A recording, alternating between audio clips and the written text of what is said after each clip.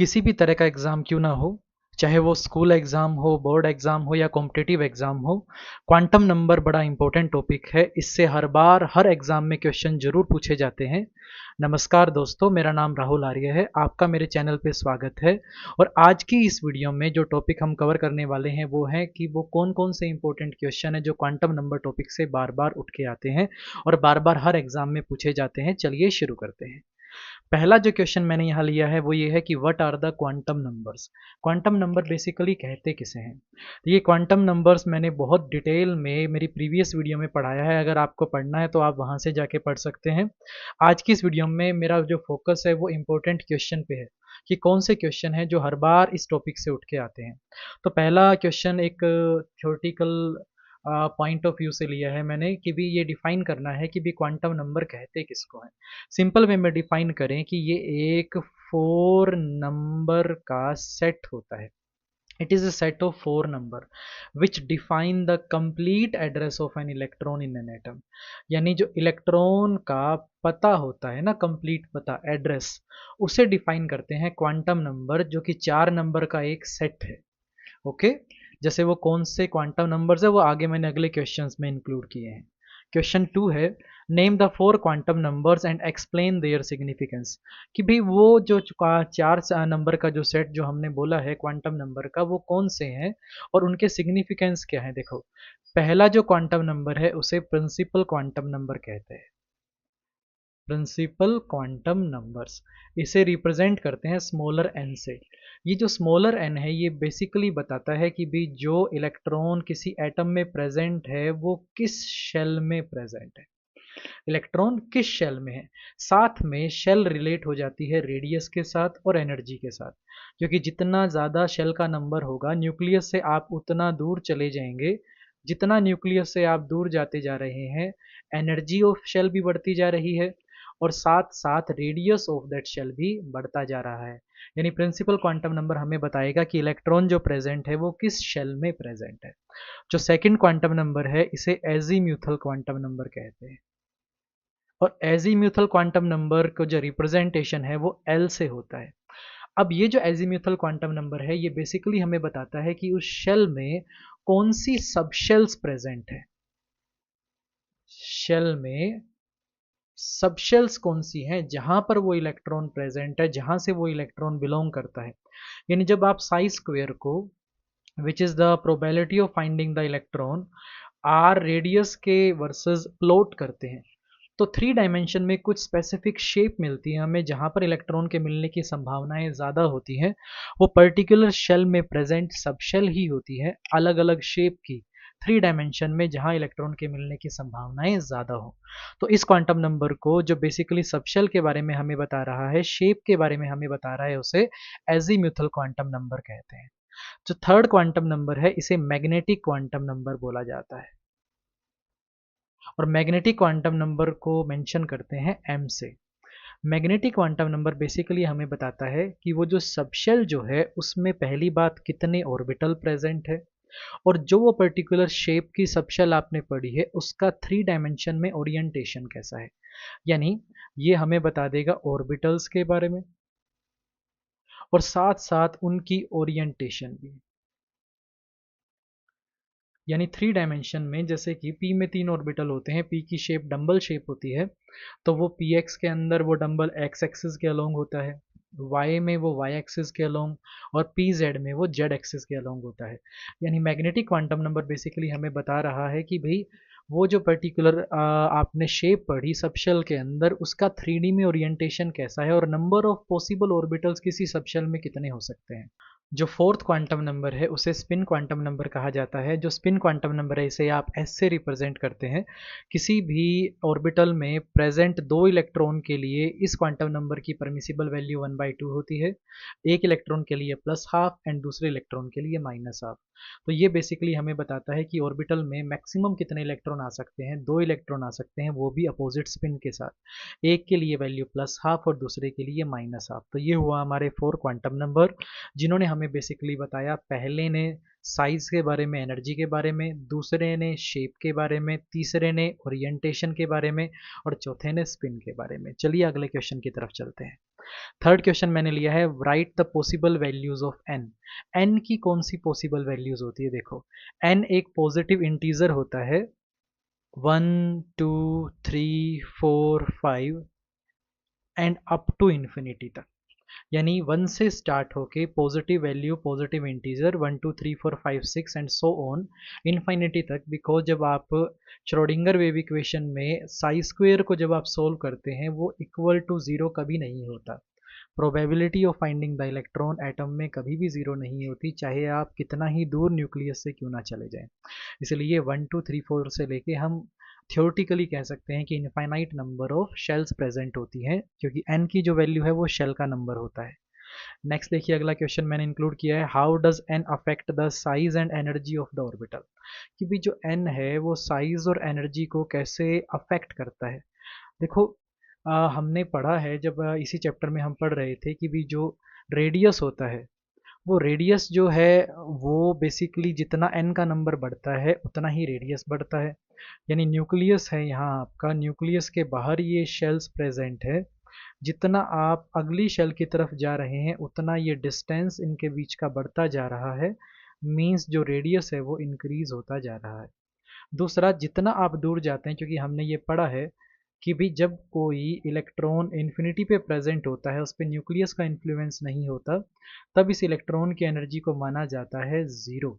और जब ये नज़दीक आता है, इन्फ्लुएंस में आता है न्यूक्लियस के, तब क्योंकि न्यूक्लियस पे पॉजिटिव चार्ज है, इलेक्ट्रॉन पे नेगेटिव चार्ज है, तो अट्रैक्शन के फोर्सेस आते हैं। और अट्रैक्शन के फोर्सेस आने के कारण एनर्जी रिलीज होती है, और जीरो से एनर्जी रिलीज होकर हमेशा नेगेटिव में जाती है। और जितना आप न्यूक्लियस के पास चलते जाएंगे उतना ही वैल्यू मोर नेगेटिव होती चली जाएगी, और आप जानते हैं कि एक more negative value lesser value होती है।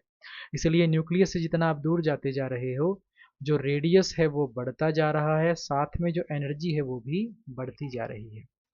चलिए अगला क्वेश्चन देख लेते हैं, what is the significance of azimuthal quantum number. देखो, एजीम्यूथल क्वांटम नंबर को रिप्रेजेंट किससे करते हैं? एल से। और एल किसके बारे में बात करता है? शेप के बारे में।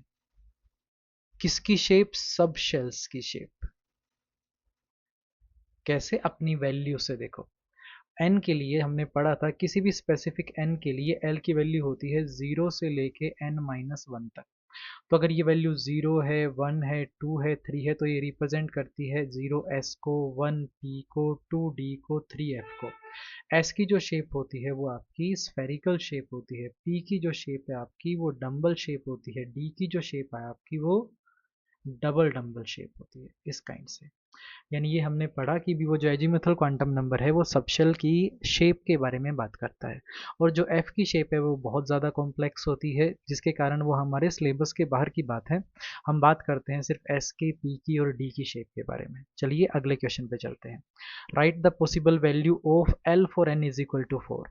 देखो, हमने पढ़ा है किसी भी n के लिए, n इज इक्वल टू 4 के लिए जो l की परमिसिबल वैल्यू होगी वो 0 से लेके n-1 तक होगी। और जितना भी n का नंबर होता है उतने ही नंबर के बराबर परमिसिबल वैल्यूज होती हैं। जैसे अगर मान लो मैं 4 के बारे में बात करूँ तो नंबर आएगा 0, 1, 2 और 3। तो एक तरीके से 4 वैल्यूज, जितनी वैल्यूज उतनी ही आपके उसके अंदर पर्टिकुलर क्या प्रेजेंट होंगे? सब शेल्स प्रेजेंट होंगी।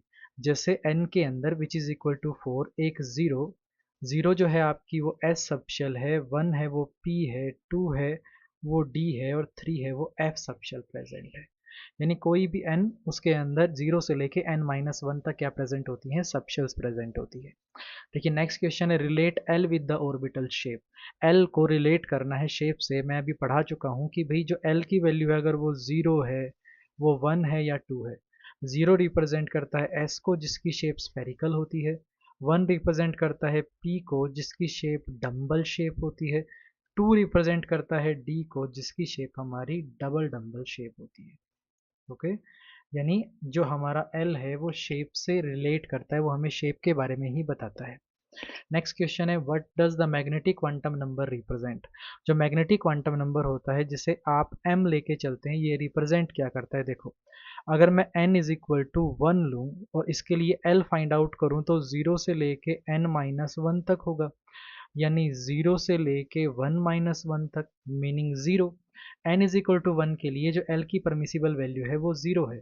अब किसी पर्टिकुलर एल के लिए जब मैं मैग्नेटिक क्वांटम नंबर की बात करता हूँ तो वो +L टू -L तक होती है, यानी +0 to -0 with the difference of 1, तो ए की वैल्यू निकल के आ रही है 0। अब ये एक वैल्यू 0 की रिप्रेजेंट कर रही है कि उस पर्टिकुलर सबशेल में कितने ऑर्बिटल प्रेजेंट है, एक ऑर्बिटल प्रेजेंट है। यानी 3D के अंदर उसे बनाने का जो तरीका होगा, ड्रॉ करने का जो तरीका होगा, वो भी सिर्फ एक हो सकता है। क्लियर? आगे देखें।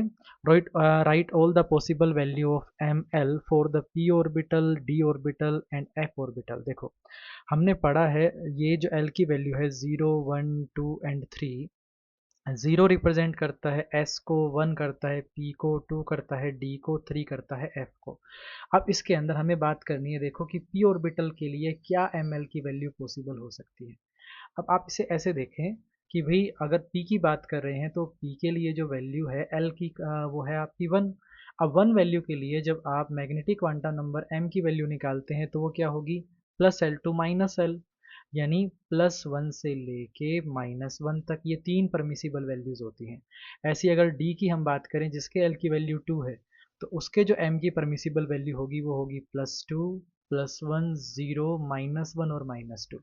सेम अगर एफ के केस में बात करें जिसके लिए एल की एजीमुथल क्वांटम नंबर की वैल्यू 3 है, उसके मैग्नेटिक क्वांटम नंबर की वैल्यू +3, +2, +1, 0, -1, -2 और -3, ये सभी होंगी।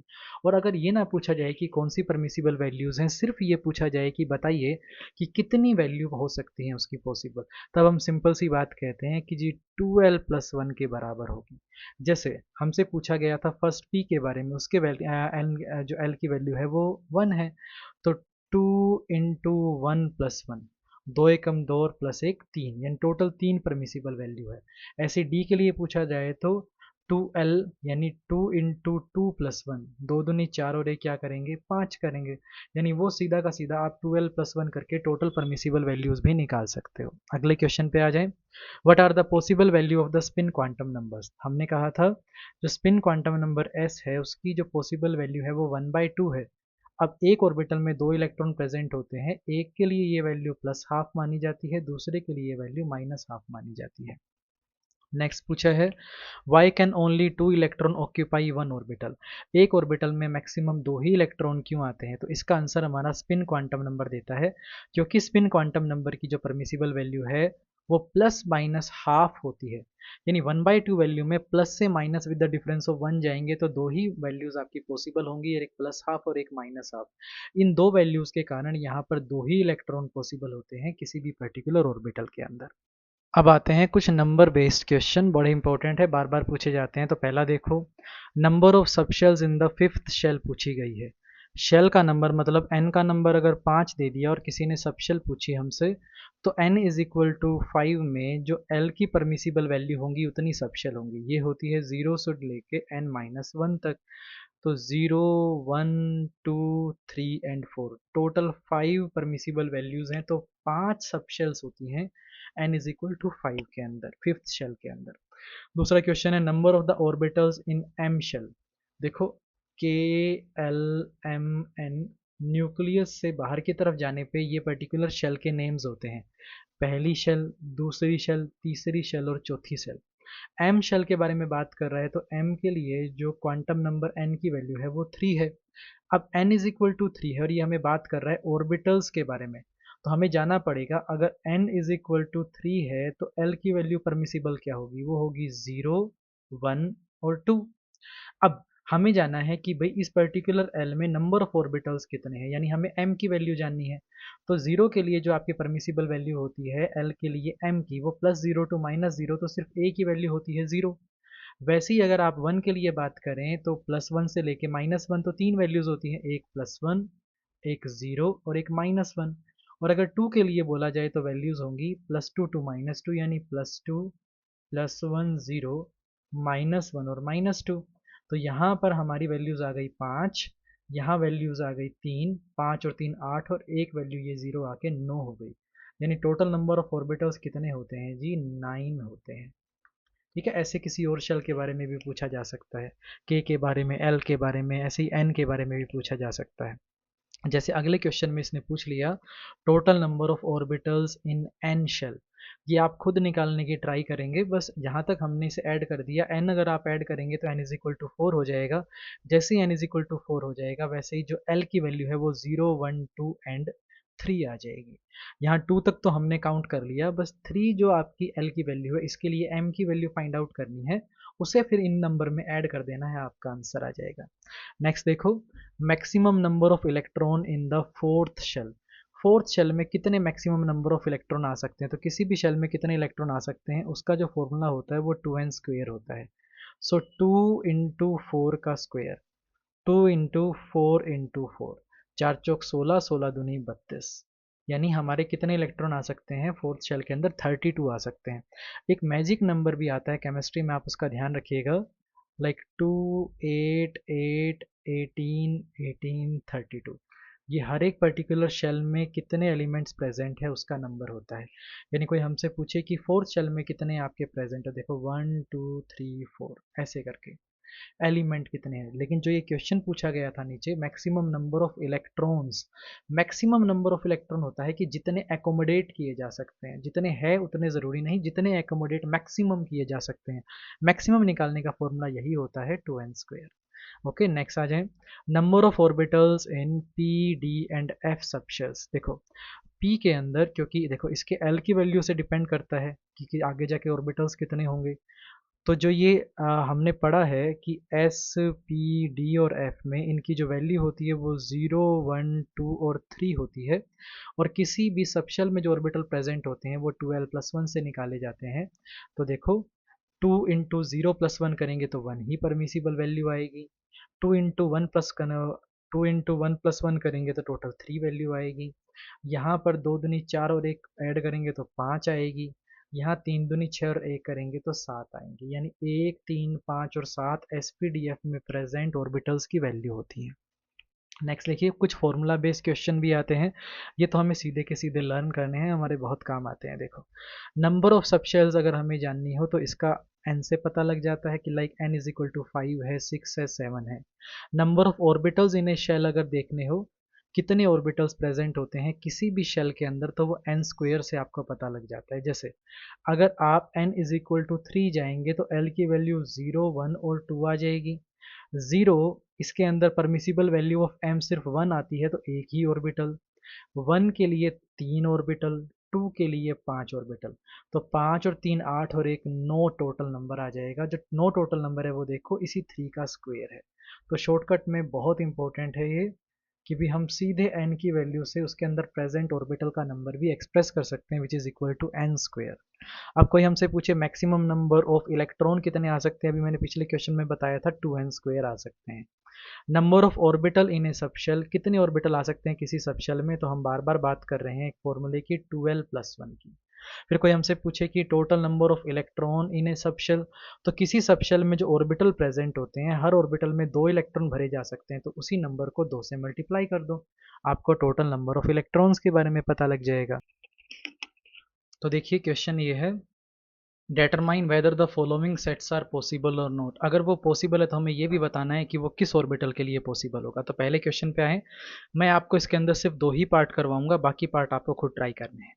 देखो पहला क्वांटम नंबर, यानी ये जो वैल्यूज़ हैं ये n की, l की, m की और s की वैल्यूज़ हैं। तो देखो n की वैल्यू अगर 2 है तो जो l की वैल्यू हो सकती है वो उससे कम तक हो सकती है, 0 से लेके, यानी 0 और 1 पॉसिबल हो सकती है, 2 नहीं हो सकती। तो यहाँ 1 दे रखा है तो ये पॉसिबल है, यानी ये हमसे बात कर रहे हैं n which is equal to 2 में l which is equal to 1, यानी ये p के बारे में बात कर रहे हैं। अब यानी बात कर दी इसने किसके बारे में, 2p के बारे में। आगे अगर आप इस पर्टिकुलर l की वैल्यू के लिए m की वैल्यू निकालोगे तो वो +l टू -l जाएगी, यानी +1 से लेके -1 तक, तो उसमें 0 की वैल्यू भी आएगी, यानी ये पॉसिबल है। और इसके अंदर जो 2 इलेक्ट्रॉन प्रेजेंट है, एक के लिए वैल्यू +½ और दूसरे के लिए -½ होने वाली है, तो ये बिल्कुल ठीक है। यानी अगर मैं इस 2p को अगर ड्रॉ करता हूँ तो 2p नाम की इस सबशेल में हमारे पास 3 ऑर्बिटल होते हैं, एक होता है px, एक होता है py और एक होता है pz। और इसके लिए जो मैग्नेटिक क्वांटम नंबर की वैल्यू है +1 0 और -1 होती है। तो यहाँ पर बात की जा रही है उस पर्टिकुलर m की वैल्यू के लिए जो कि 0 है, यानी ये जो बीच वाला जो आपने ऑर्बिटल बनाया है इसके बारे में बात की जा रही है। ये पॉसिबल है, हो सकता है। यानी 2p के बारे में बात कर रहे हैं। दूसरा देखो, n इज इक्वल टू 3 के लिए क्या l इज इक्वल टू 3 कभी हो सकता है? आंसर है कभी नहीं हो सकता, क्योंकि अगर n इज इक्वल टू 3 होगा तो l उससे एक कम तक होगा, तो वो 0 हो सकता है, 1 हो सकता है, 2 हो सकता है, 3 हो ही नहीं सकता। 3 नहीं हो सकता, तो ये पॉसिबल नहीं है। ऐसे ही आपको ये बाकी ट्राई करने हैं और आपको ये देखना है कि क्या ये पॉसिबल है या नहीं है, और अगर ये पॉसिबल है तो ये किन्हें रिप्रेजेंट करते हैं। अगर कोई डाउट अगर आपको किसी भी क्वेश्चन में आता है तो कमेंट बॉक्स में पूछ लेना, मैं उसका आंसर ज़रूर करूँगा। चलिए अगले क्वेश्चन पे बढ़ते हैं। नेक्स्ट देखिए, इलेक्ट्रॉनिक कन्फिग्रेशन बेस्ड क्वेश्चन भी कई बार उठ के आते हैं। देखो पहला क्वेश्चन हमारा यहाँ दिया गया है कि लास्ट इलेक्ट्रॉन ऑफ सोडियम के बारे में बात की गई है। देखिए सोडियम का जो एटॉमिक नंबर है वो 11 होता है ना, मैग्नीशियम का 12, क्लोरीन का 17 होता है, कैल्शियम का 20 होता है, आयरन का 26 होता है, कॉपर का 29 होता है और क्रोमियम का 24 होता है। और अबव प्रिंसिपल अगर आपने पढ़ा होगा, मैंने आपको पढ़ाया है 1s 2s 2p की किस तरीके से इलेक्ट्रॉन फिल किए जाते हैं किसी भी एटम और एलिमेंट में। तो 1s 2s 2p, 3s 3p 4s, then हमने याद किया था कि 2 बार आएगा डीपीएस दिल्ली पब्लिक स्कूल, फिर एफ आएगा, फिर डीपीएस आएगा, फिर एफ आएगा और फिर उसके बाद में डीपीएस आएगा। तो ये 3, ये 4, ये 5, 3 से अगला 4, 5 और 6, 4 एज इट इज़ 4 आएगा, 4 से अगला 5, 6, 7, फिर 5 एज इट इज़ आएगा, 5 से अगला 6, 7 और 8। अगर ये 8 पे ख़त्म होता है मतलब हमने सही की है। देखो अगर आपने इस सोडियम के लास्ट इलेक्ट्रॉन के बारे में डील करना है, मैं अगेन यहाँ पे भी 2 ही क्वेश्चन करवाऊंगा, बाकी सब आपकी प्रैक्टिस के लिए मैंने इंक्लूड किए हैं। तो लास्ट इलेक्ट्रॉन ऑफ सोडियम, तो 11 इलेक्ट्रॉन भर के तो देखें हम। देखो 2 इलेक्ट्रॉन भरे गए 1s में, 2 इलेक्ट्रॉन भरे गए 2s में और 6 इलेक्ट्रॉन भरे गए 2 और 2 4 और 6, टोटल हो गए 10। 2p में भरने के बाद में बच गया एक, वो हमने भर दिया 3s में। यानी लास्ट इनकमिंग इलेक्ट्रॉन जो आ रहा है वो किस में आ रहा है, 3s में जो एक ऑर्बिटल प्रेजेंट है उसके अंदर वो इलेक्ट्रॉन भरा जा रहा है। तो वैल्यूज देखिए आप, n की वैल्यू यहाँ पे है 3, l की वैल्यू देखो 3 के लिए 0 1 और 2 पॉसिबल हो सकती है, 0 s के लिए, 1 p के लिए, 2 d के लिए। क्योंकि ये 3s दे रखा है हमारे पास, तो हमारे पास जो वैल्यू है वो s यानी 0, यानी क्वांटम नंबर एल की वैल्यू क्या है, ज़ीरो। और ज़ीरो एल के लिए जो एम की वैल्यू परमिसिबल है वो भी ज़ीरो है, और जो एस की वैल्यू है, क्योंकि यहाँ एक इलेक्ट्रॉन है तो ये वैल्यू होगी +1/2। अगर दूसरा इलेक्ट्रॉन भी आ जाएगा तो उसके लिए वैल्यू हो जाएगी -1/2। ऐसे अगले क्वेश्चन पे देखो, लास्ट इलेक्ट्रॉन ऑफ मैग्नीशियम के बारे में बात करें तो एटॉमिक नंबर 12, तो 2 और 2 4 6 10 और 2 बचे हुए 3s में आ गए। जैसे ही 3s में आ गए तो देखो एक इलेक्ट्रॉन और भर दिया हमने, सेम n की नंबर 3, l की नंबर 0, m की वैल्यू 0 और s की वैल्यू एक इलेक्ट्रॉन के लिए +½ और दूसरे के लिए -½ तो इस तरीके से आपको करने हैं। मैं यहाँ पे बस 2 ही आपको ध्यान रखने हैं जिनमें थोड़ा सा आपको अलग इलेक्ट्रॉनिक कन्फिग्रेशन मिलेगी। एक यहाँ पर दे रखा है कॉपर के बारे में और एक यहाँ पर दे रखा है क्रोमियम के बारे में। इन दोनों के बारे में आपको पढ़ना है, मैं आपको पढ़ाऊंगा। क्रोमियम और कॉपर की इलेक्ट्रॉनिक कन्फिग्रेशन एक्सेप्शनल होती है, क्या होता है कैसे होता है उसको डील कर लेते हैं। देखो जो हमारा 24th एलिमेंट है जिसका नाम है क्रोमियम, जब आप पीछे अबव प्रिंसिपल में इलेक्ट्रॉन भरेंगे ना, तो लास्ट इनकमिंग इलेक्ट्रॉन देखो 3d4 एंड 4s2, ये इलेक्ट्रॉनिक कन्फिग्रेशन इसकी बन के आएगी।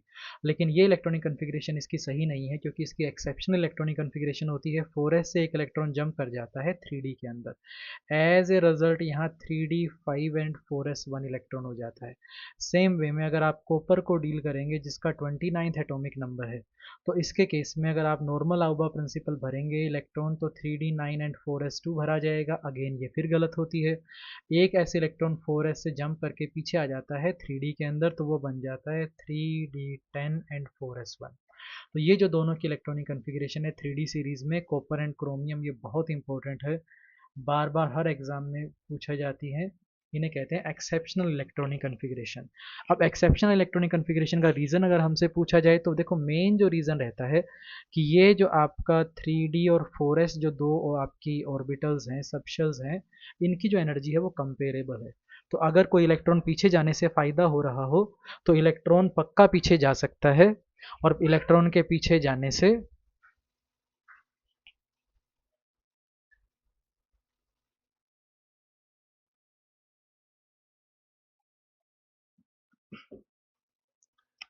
देखिए, कंपेरेबल एनर्जी से ये फ़ायदा होता है कि अगर इलेक्ट्रॉन के पीछे जाने से 4s से निकल के 3d में जाने से अगर कुछ फ़ायदा हो रहा हो, फ़ायदा,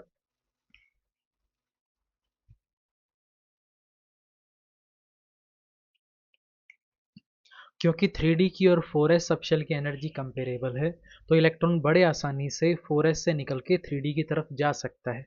ऐसा जब होता है, देखिए पहले वाले केस के अंदर 3d4 से जैसे ही 3d5 हुआ, जो 3d5 कन्फिग्रेशन है, देखो इसे अगर मैं बनाऊं, इसके अंदर 5 ऑर्बिटल होते हैं और 3d5 में Hund's rule of maximum multiplicity को फॉलो करेंगे, तो ऐसे सिंगल सिंगल इलेक्ट्रॉन भरे जाएंगे, और जब आप सिंगल सिंगल इलेक्ट्रॉन भरेंगे, तब ये जो इलेक्ट्रॉनिक कन्फिग्रेशन है ये हाफ फिल्ड हो जाएगी। हाफ फिल्ड इलेक्ट्रॉनिक कन्फिग्रेशन की स्टेबिलिटी सिमेट्रिकल होने के कारण भी ज़्यादा होती है, और 3d4 के कंपैरिजन में 3d5 इलेक्ट्रॉनिक कन्फिग्रेशन ज़्यादा स्टेबल होती है। सेम अगर आप बात करेंगे 3d9 के कंपैरिजन में 3d10 की, तो अगर आप भरें तो ये देखो 1 2 3 4 5 6 7 8 9 और 10, 5 ऑर्बिटल्स में मैक्सिमम 10 इलेक्ट्रॉन आ सकते हैं। तो ये एग्जांपल हुआ कंप्लीटली फिल्ड इलेक्ट्रॉनिक कन्फिग्रेशन का, यानी completely filled and half field दोनों इलेक्ट्रॉनिक कन्फिग्रेशन की स्टेबिलिटी ज़्यादा होती है, जिसके कारण से जो आपका क्रोमियम है और कॉपर है, ये आपके एक्सेप्शनल इलेक्ट्रॉनिक कन्फिग्रेशन भी दिखाते हैं। एक और कारण भी बताया जाता है इसके बारे में एक्सप्लेन करने के लिए, देखो कोई भी इलेक्ट्रॉन, क्योंकि ये सारे के सारे डीजनरेट ऑर्बिटल्स हैं इस पर्टिकुलर 3D में, पांचों के पांचों ऑर्बिटल, इन सबकी एनर्जी बिल्कुल एक समान है, तो कोई भी इलेक्ट्रॉन बिना अपने स्पिन की वैल्यू को चेंज किए अपनी पोजीशन को दूसरे से एक्सचेंज कर सकता है। अब जब भी कोई इलेक्ट्रॉन ऐसा कर पाता है, अपनी पोजीशन एक्सचेंज करने के कारण एक little bit amount of energy वो रिलीज करता है, जिससे उस सिस्टम की एनर्जी डिक्रीज हो जाती है और उसकी स्टेबिलिटी बढ़ जाती है। तो इस कारण से हम कह सकते हैं कि भाई जितने ज़्यादा एक्सचेंज पॉसिबल होंगे उतनी ही ज़्यादा स्टेबिलिटी भी बढ़ेगी। इस कारण से 3d4 के कंपैरिजन में 3d5 में नंबर ऑफ एक्सचेंज क्योंकि ज़्यादा है, 3d9 के कंपैरिजन में 3d10 के अंदर नंबर ऑफ एक्सचेंज ज़्यादा है। इस कारण से हम बड़े आसानी से ये कह सकते हैं कि भाई एक तो मोर सिमेट्रिकल इलेक्ट्रॉनिक कन्फिग्रेशन है, हाफ फील्ड और कंप्लीटली फील्ड इलेक्ट्रॉनिक कन्फिग्रेशन, और दूसरा एक्सचेंज एनर्जी ज़्यादा होने के कारण भी जो क्रोमियम है वो 3d4 के कंपैरिजन में 3d5 रहना पसंद करता है, और जो कॉपर है वो 3d9 के कंपैरिजन में 3d10 रहना पसंद करता है। तो ये बेसिकली हमने वो सारे के सारे इंपॉर्टेंट क्वेश्चन पढ़े जो किसी न किसी कॉम्पिटिटिव एग्जाम में किसी न किसी तरीके से पूछे जाते हैं। अगर आप इन्हें अगर पढ़ लेंगे तो आपको इतनी डीप अंडरस्टैंडिंग आ जाएगी इस टॉपिक की कि किसी तरह का कोई क्वेश्चन अगर आपसे पूछ लिया जाए तो आप उसे बड़े आसानी से सोल्व कर देंगे। अगर फिर भी अगर आपको कोई डाउट आता है, कोई आपका क्वेश्चन आपके माइंड में आता है जो आपसे सोल्व नहीं हो रहा, तो आप मुझसे पूछ सकते हैं इस वीडियो के कमेंट सेक्शन में। मैं उस वीडियो पे पर्टिकुलर एक शॉर्ट बना के उसे एक्सप्लेन कर दूंगा। तो आज की वीडियो के लिए इतना ही, इस वीडियो को यहीं ख़त्म करते हैं। उम्मीद है आप सबको सब समझ में आया होगा। धन्यवाद।